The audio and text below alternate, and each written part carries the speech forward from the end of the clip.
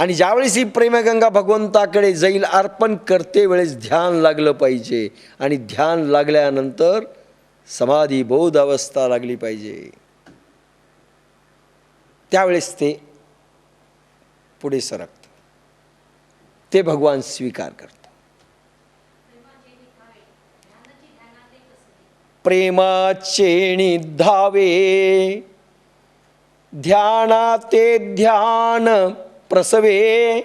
वा, प्रेमाचे निधावे, धावा नाही, हळूहळू चाललो, कळलं तुम्हाला, हळूहळू हळूहळू आमचं प्रेम, असं नाही. प्रेमामध्ये धावा, हळूहळू चालू नका. प्रेमाचे निधावे ध्यानची ध्यानात ते प्रसवे. पूर्ण सिंधू हे लावे पुटती जैसे. तो पूर्ण ब्रह्मांडीय सागर, ब्रह्मसागर हे लावतो. पळत यावं लागतं त्याला, पळत यावं लागतं. ध्यान प्रभू म्हणजे आपण बाहेर पाहतो ते खातंय का काय, बाहेरचं नाही. ध्यान लागलं पाहिजे, डोळे झाकले पाहिजे. प्रभू आत आहे. त्यावेळेस माझी या मोहरा ते ॲक्सेप्टेबल आहे. ध्यान नाही लागलं, चंचल चित्त आहे, आसक्ती आहे, रागद्वेष लोभांचे प्रकार आहेत, नाही ॲक्सेप्ट होणार. तुम्ही भलेही सर्वार्पण करा, नाही होणार. परी सर्वथा आपुला जीवी केली याची शंका काहीच नुरवी. नवाध्याय. परी सर्वथा आपुला जीवी 398 ते 40व्या. परी सर्वथा आपुला जीवी केली याची शंका काहीच नुरवी. ऐसी धुओनी कर्मे द्यावी माझी या हाती. पुन्हा कर्म कसं धुवून द्या, म्हणून आपण रुपयात धुवून देतो, पाण्यात बुडून. ब्राह्मण म्हणतो धुवून द्या, नोटा नाही मागत ते धुवून. कर्मे धुवून द्या. धुवून काय अर्थ आहे? ऐसी धुओनी कर्मे द्यावी माझी या हाती. धुणं का धुतो आपण? आम्ही कुठं धुतो? पुरुष म्हणतील आम्ही तर फक्त अंडरवेल बुचकळतो आणि पिळतो. खट खट ते असतं ना धोपटणी, त्याच्याने आपण मारतो, साबण लावतो, कसं कसं घासतो, फाटेपर्यंत तुटेपर्यंत आपण घासतो. आणि आपलं इतकं घाण शरीर असतं, बनीन कुठपर्यंत टिकेल, अंडरवेअर कुठपर्यंत टिकेल. का? घाण झालेली शरीराची घाण आणि बाह्य वातावरणाची धूळ आणि घाण ही लागली म्हणून तुम्ही धुता. असं कर्माला एक घाण लागत असते. कर्माला एक घाण आहे, सांगेल नंतर. फक्त आठवणीत राहायला पाहिजे, शेवटी समारोपात सांगेल. ही कर्माला जी घाण लागलेली आहे, कोणती घाण? हीच तुमच्या कर्तेपणाची, आसक्तीची, अभिमानाची, अहंकाराची, सत्वरजतमाची. ही सगळी जी घाण आहे ही धुवून द्या. स्वच्छ पाहिजे, स्वच्छ.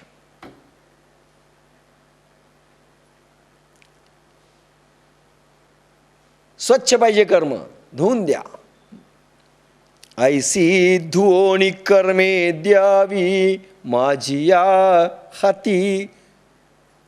ती कर्मे भगवान हातात घेतो, घाण नाही. तुळजाभवानीला एका बाईने नवस केला, आई जगदंबे, लोक थडकत साड्या देतात, मी तुला सोन्याचं टोपरं देईल. सोन्याचं टोपरं. आता आई खुश झाली ना. अवा, हजारो वर्षामध्ये सोन्याचं टोपरं मला मिळालं नाही, जे आलं ते अशाच आलं. याच्याकरता तिनं देऊन टाकलं एकदा. तथा असतो. घरी आली बाई, पोरगं थोडंसं झाले 12 दिवस, काय काय व्हायचं ते जावळं काढायची वेळ आली. म्हणले अरे आपण नवस केलं आहे, पण आणायचं कुठून, परिस्थिती तर खराब आहे, आणि असली तरी द्यायचं नाही. सोन्याचं टोपरं, आता ते सोन्याचं टोपरं कठीणच आहे ना. तारं जरी सोन्याचे म्हणले त्या टोपऱ्याला तरी कठीणच आहे देणं.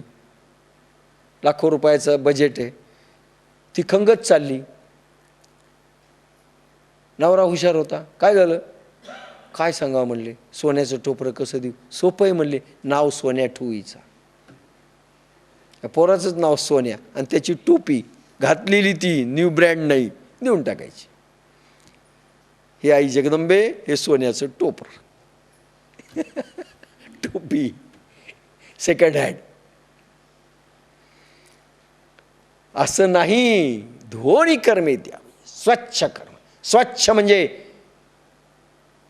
उचित आणि स्वच्छ निर्मळपणा, ज्याच्यामध्ये गंगेसारखं स्फटिकासारखं ते कर्म असेल.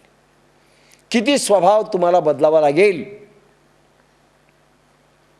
किती स्वभाव बदलावा लागेल. प्रत्येक कर्म जे निघेल ते अतिशय अंतःकरणातून निर्मळ, जैसे गंगा का नीर. आणि मन किती स्वच्छ करावं लागेल, बुद्धी किती स्वच्छ करावं लागेल, निर्मळ करावे लागेल. कबीर म्हणतात, मी असंच केलं निर्मळ मन. कबीरा मन निर्मल करे, जैसे गंगा का नीर.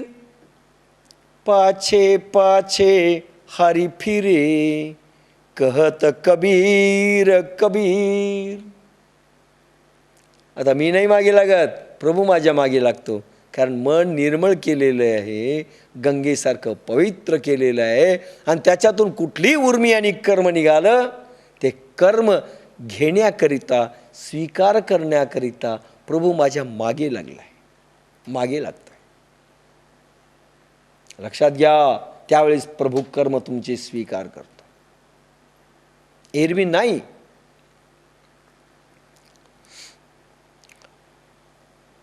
शुभाशुभ फले रैवम मोक्षसे कर्म बंधने, संन्यास योग युक्तात्मा विमुक्तो मापुपैष्यसि.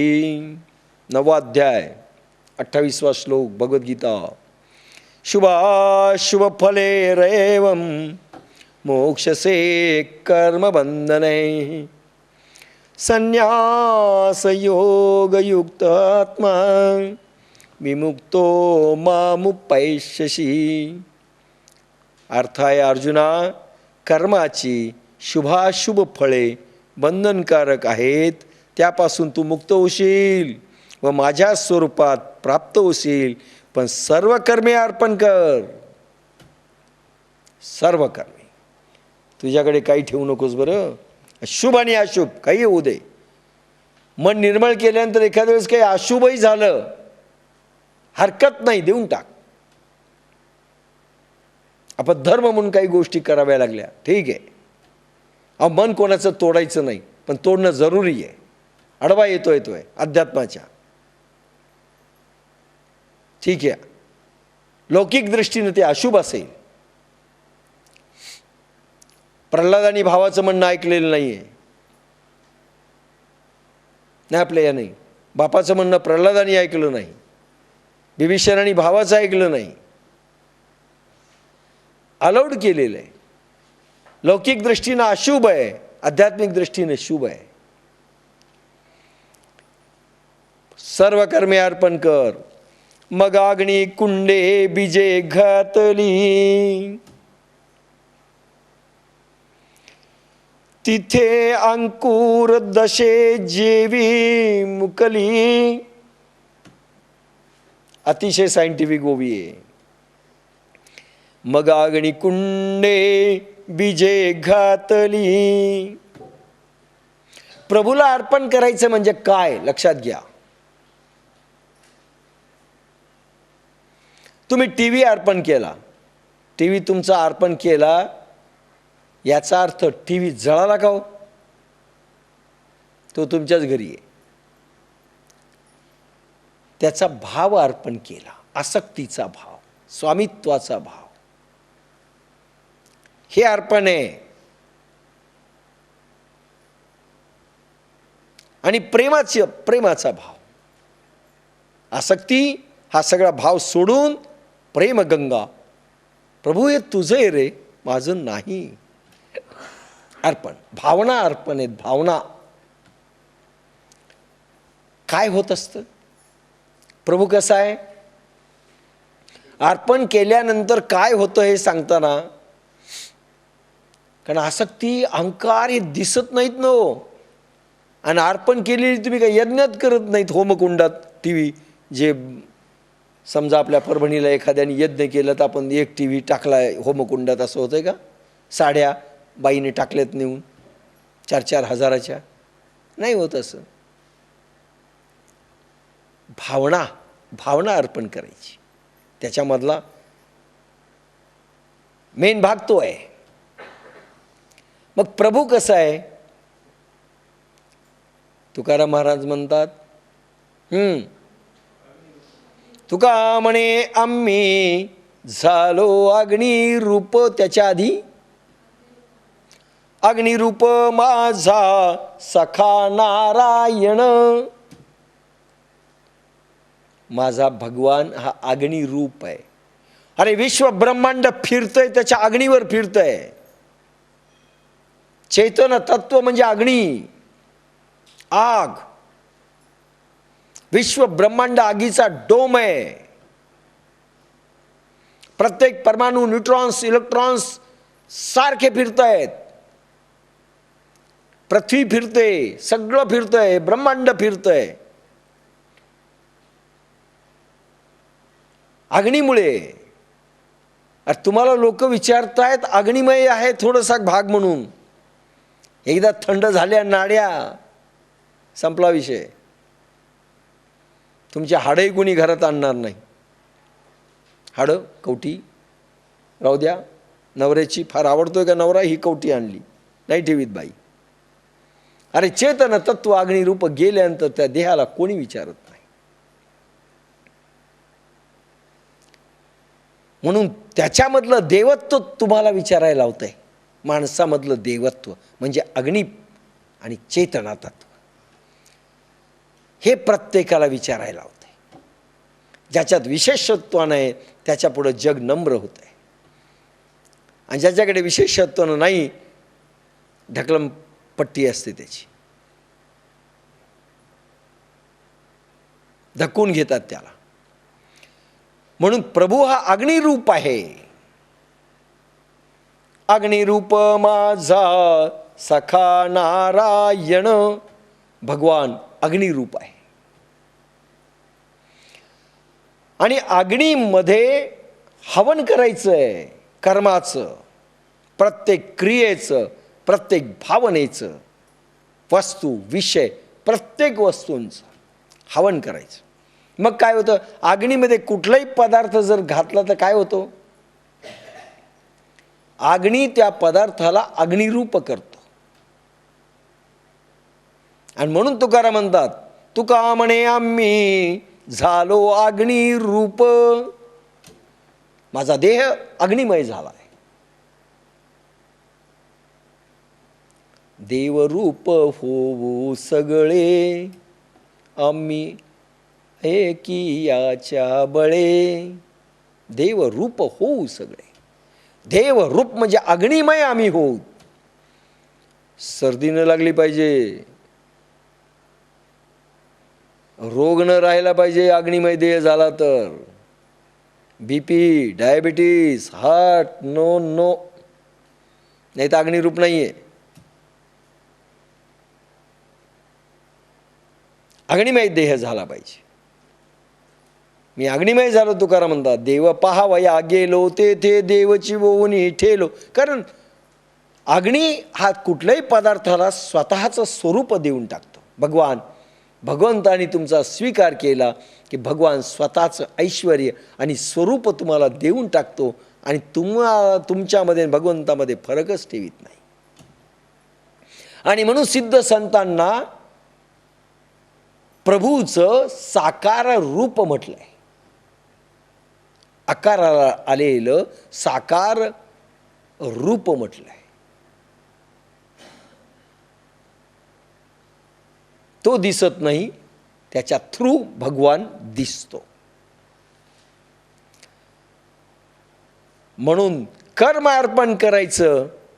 कर्म काय करतं? फळ देतं. कोणते फळ देतं? तुम्ही जी कर्म लहर उत्पन्न झाली, आता कर्म हा विषय येईल त्यावेळेस मी सांगेल डिटेल. मनात इच्छा, आकांक्षा, वासना किंवा कर्म केलेलं जे काही निर्माण झालं ते इच्छा उत्पन्न झाली, त्याचं चांगले आणि वाईट भोग तुम्हाला भोगावे लागतील. तुम्ही अध्यात्माचे प्रयोग केलेले नाहीत कुठले आणि संसार केला. किती तास? 22 तास तुम्ही संसार केला आणि 2 तास फक्त साधना केली किंवा नामजप केला किंवा भजन केलं, असं शक्यच नाही. आपण गृहीत धरू 2 तास. 22 तास काय झालं? कोणतं कर्म झालं? काही निषिद्ध असेल, काही शुभ असेल, काही अशुभ असेल. संसारात तुम्ही करतायत. काही सत्वप्रधान असेल, काही रजप्रधान असेल, काही तमप्रधान असेल, तमगुणीचं असेल. आणि 2 तास मात्र तुम्ही जप केला. तर बाप्पासाहेब म्हणायचे, हे दुकान कोणतं? जोड्याचं 22 जोडे दुकानात आहेत आणि 2 किराण्याचे डबे आहेत, साखर आणि पत्ती. आणि किराण्याचं दुकान पाठी लावलं, चालतं? नाही चालणार. म्हणून जी तुमची कर्म म्हणजे ॲक्शन्स, जी ॲक्शन झाली त्याची रिॲक्शन ठरलेली आहे. मग शुभ असो, अशुभ असो, काही असो, ॲक्शनची रिॲक्शन. आणि त्या रिॲक्शन